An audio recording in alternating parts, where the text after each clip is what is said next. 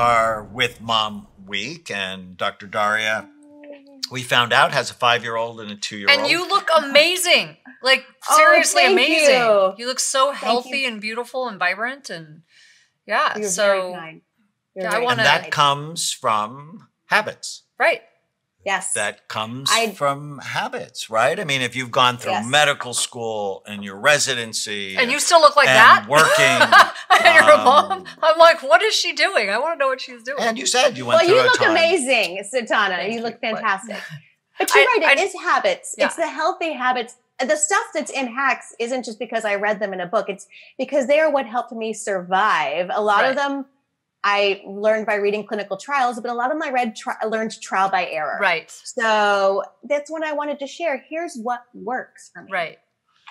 I love that. Practical advice rooted in experience and science. Mm-hmm. So Yes, Mom exactly. Hacks comes out February 19th. We're Yay. very happy to support it. The subtitle is 100 plus science-backed shortcuts to reclaim your body, raise awesome kids, and be unstoppable. All of these things are also good for brains and brain warriors. Everything you've said is very aligned with what we teach for brain health. So I love that. And so let's talk about relationships Mm-hmm. because, you know, there are actually a lot of single moms that are raising kids and, you know, be important to talk about them. Right. And there are a lot of people whose relationship gets better when they have kids because they have this very important shared common purpose.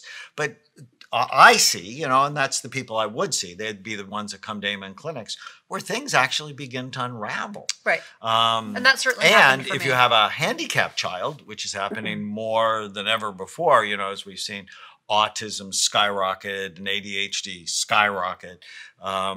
One of my grandbabies, Emmy, has a genetic microdeletion syndrome. She had seizures at 5 months old. And Emmy's, just goodness, next week going to turn 8. And I know it's been stressful for my daughter and my son-in-law. What are some of the things you've noticed and written about, but also experienced in your own relationships that are both helpful and not so helpful? You get plenty of not so helpful advice too, right? Yes. As a mom. So there are days where as a mom, no matter what, that you have it all together. And then there are days that you just swear, like you think you're being punked. Yeah. In terms of everything falling apart. And so you're like, true. You're like, what's happening? So a couple of different things I think really, really matter for moms. One is we have this inner critic as women, and everybody has it, women even more so, then add on the mommy guilt. And you have this enormous mean girl inside you that's saying things to you that we wouldn't allow anybody in public to ever say to you. Yes. So I first addressed that and kind of this super mom myth. I looked up super mom in Merriam-Webster, and essentially it's somebody who always looks wonderful, does the laundry, maintains a happy family, and works a full-time job. So she's a Stepford And when wife. I read it, I was like, are you kidding me? Because like, I know I have cried about having not met a super mom. I was like, that's what I was crying about. Right. So number one is kind of embracing what they call matrescence, which is, it's like adolescence, but it's the development of yourself as a mother. And just acknowledging that there's perfection and then there's reality. And if you are always aiming for the perfection and upset that you're not there, you're going to miss what the reality is. Yes. And the beauty of the baby in front of you. So that one's a little more conceptual, but it's something we have to remind everybody, like, you're doing a good job. You are a great mama. And so just kind of conceptually telling them that. I really like that, because this idea of the Stepford wife and the Stepford mom is, I mean, number one, it's impossible, but number two, who wants that? If you really step back, it's like, do you really want to be that? Do you really want to be, when we see that, when we see what we think is that in other people, we kind of cringe, right? Don't we? Because it's not real.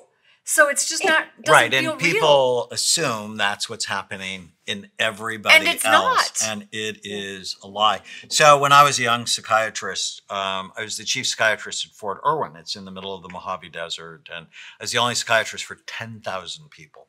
And Wow. I came to realize that whenever I thought someone else had it all together, whenever I thought they were awesome and normal, within 3 weeks, they would be in my office telling me about the garbage in their life, the substance abuse, the pornography, the affairs, whatever it was. I came to believe that, most people are like me. They're trying to do a good job, and there are ups and downs. The other thing you said that's so important, we talk a lot about on the podcast, or you have to learn how to kill the ants, the automatic negative thoughts that steal your happiness. And 100%. I actually have 2 hacks on automatic negative thoughts, which I think I first learned about from reading your literature.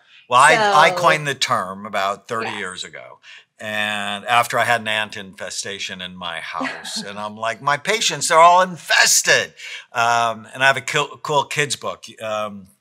Send me your address. I'll send it to you. It's called Captain Snout and the Superpower Questions. It's basically how to eliminate the ants. But because it's a skill that no one's been taught, you should have been taught this in 2nd grade, that moms need to know whenever they feel sad or mad or nervous or out of control, just start writing down what you're thinking and ask yourself if it's true. Just because it cracks it so you don't have to obsess on it. Exactly on that. And so a lot of that, cognitive behavioral therapy is challenging those ants. And so what I do, because when I'm in that ant moment and I am emotional and I'm thinking that I'm a failure and the world's going to fail and my marriage is going to fall apart and everything that we tend to catastrophize, we all forget the good.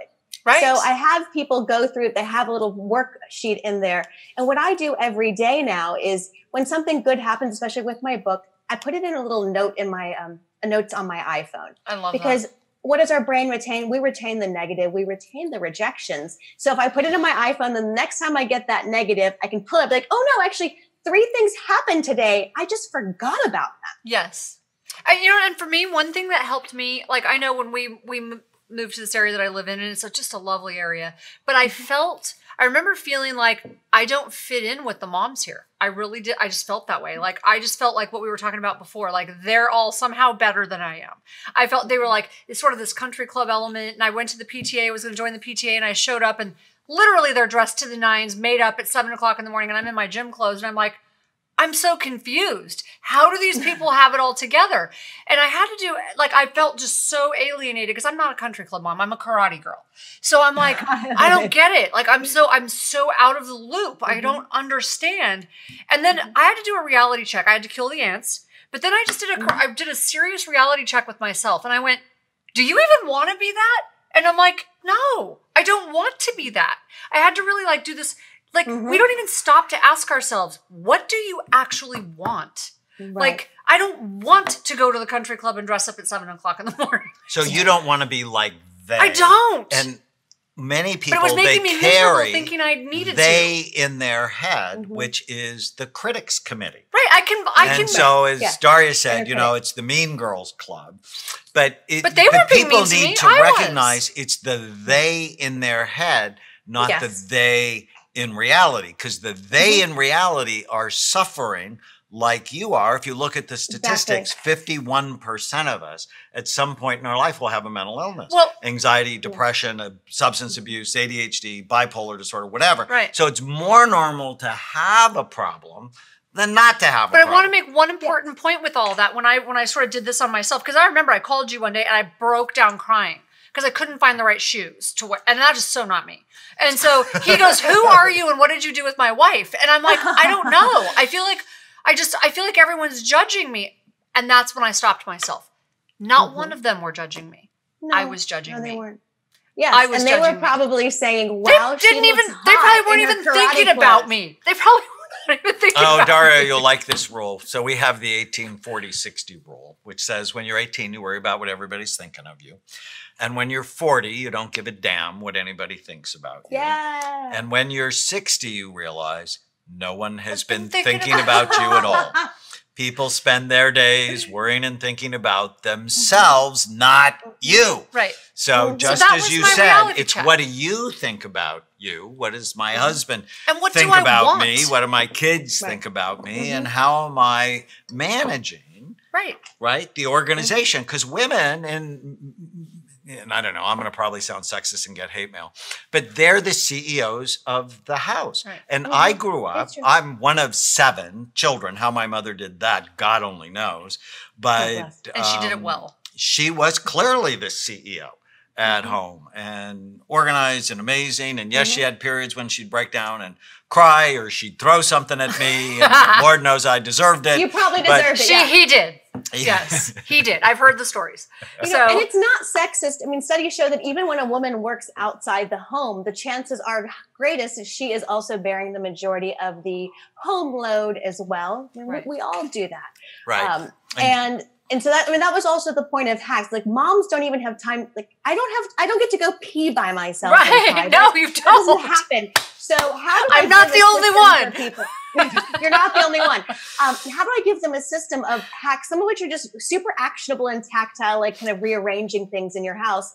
Others are really conceptual, like we're talking about in this last podcast. The goal being, if you just open it up, read one hack, you will feel better because that's all moms. So you can do a hack a day, and then within 3 months, you've transformed your life. All right, stay with us. I have to say one thing. I feel so much better knowing that someone like you, your education, your level of sophistication, who looks like you, has the same problems. You can't go pee by yourself. I just had to say that. Oh my God.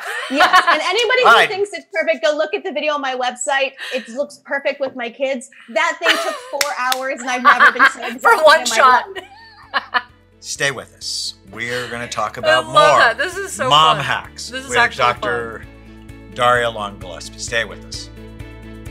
Use the code podcast10 to get a 10% discount on a full evaluation at amenclinics.com or on our supplements at brainmdhealth.com. Thank you for listening to the Brain Warriors Way podcast. Go to iTunes and leave a review, and you'll automatically be entered into a drawing to get a free signed copy of the Brain Warriors Way and the Brain Warriors Way cookbook we give away every month.